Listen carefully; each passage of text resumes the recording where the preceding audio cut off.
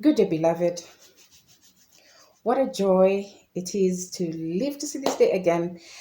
I know I always say that, but for me, I'm grateful for each day. I know I don't deserve it, but His mercy, His love for me, for you.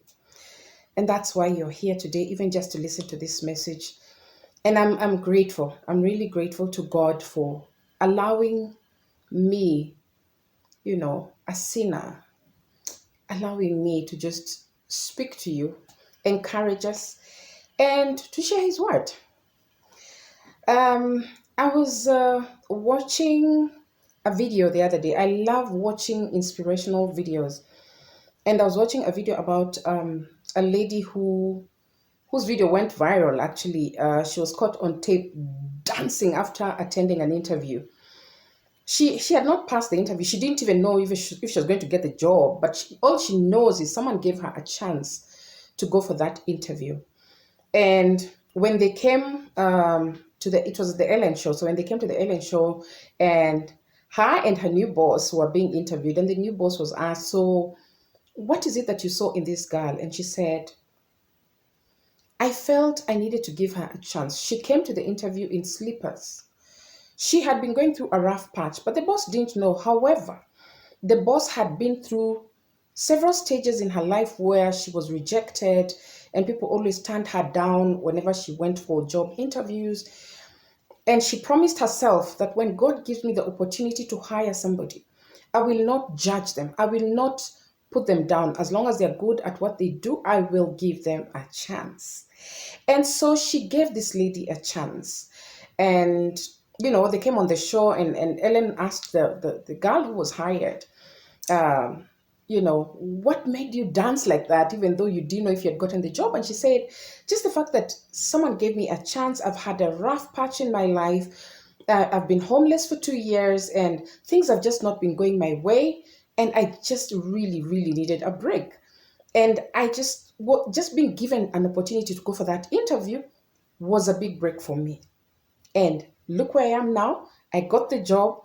I didn't even know that someone was taping the actually it wasn't even a taping. It was one of the CC cameras. And her boss decided to post it on social media. The power of social media. And it went viral. By the next morning after posting, it was like 20 million views. That's a big deal. And see, it got them to the Ellen show. And so, as Ellen was talking to them, of course, they normally investigate the people who come on the show, and they realized both of them had student loans. They wanted to go back to college, to school, and because of one thing or the other, they did not have the money. And long story short, they each got $25,000. That's a lot of money. My point, let's get to the Word of God. I'm reading from Proverbs chapter 11 and verse 25. And it says, "A generous man will prosper. He who refreshes others will himself be refreshed." Another version says, "He who waters others will himself be watered." So Dakara was the boss of this young lady. And she had been through a tough time. She would have decided to hold that anger and say, "I'm not going to give anyone a chance. I went through a rough patch, even then they should face it." No, but she decided, "I will not allow anyone else to go through that phase. The way I went through, I have the opportunity to change somebody's life. I will give them a chance." So she watered this young girl. In your life, has God put you in a position where you can be able to water somebody else, where you can be able to lift somebody else up, despite the challenges you've been through in the past, despite the pain people have caused you? Are you in a position where you can say, I have the power to help somebody? I have the authority. I can actually change somebody's life. I can change somebody's course in their life. Are you in that position?